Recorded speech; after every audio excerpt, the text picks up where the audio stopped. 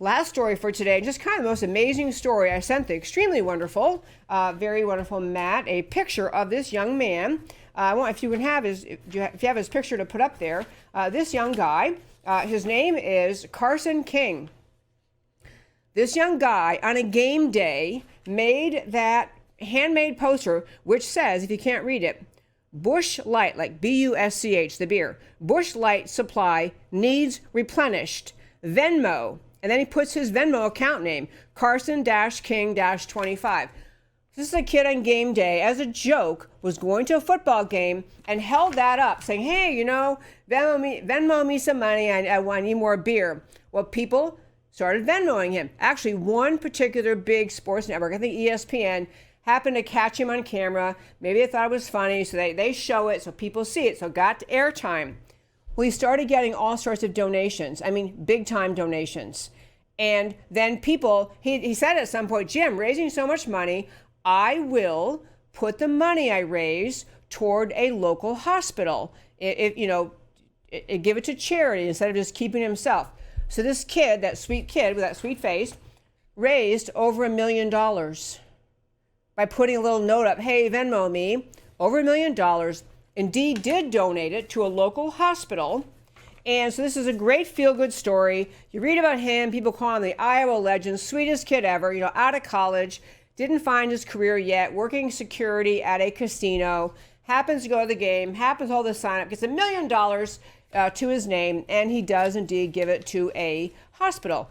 Other organizations, finding this all very entertaining, Busch, the beer, Anheuser-Busch, thought that was entertaining.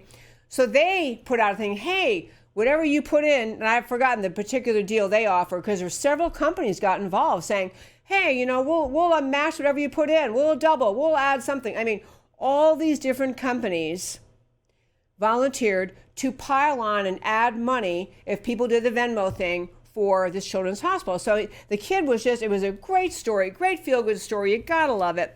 And so, and this kid, his mother's interviewed and his family, he's like this. In fact, he said he's known, this kid talking about himself, that he's kind of known as a softie. He's just really sweet, nice guy. So this Iowa newspaper runs a story about him.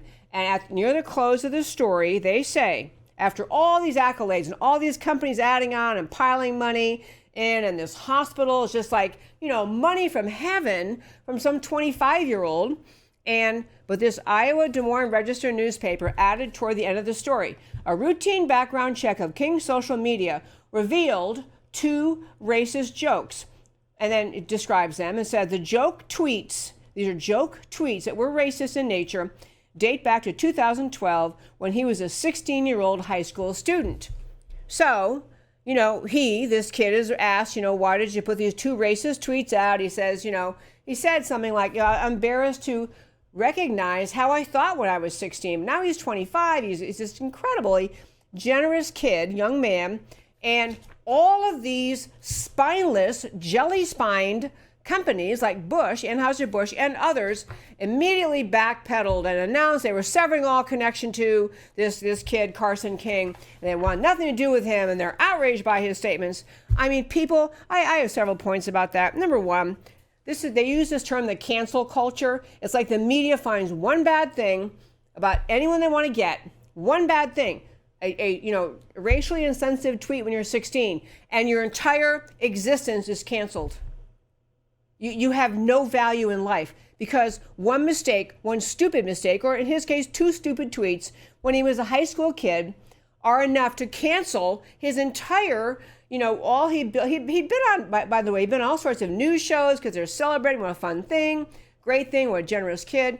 And yet this cancel culture says, no, we found one bad thing about you. You're done. Your life's over. We have no connection with you. We denounce you. Just hysterical overreaction. And I want to say this kind of junk has to stop. This idea that we cannot figure out in this country that pretty much everyone who's breathing has made mistakes in their life. That we're going to cancel and denounce every aspect. We're going to denounce someone's existence because of a few mistakes from several years ago.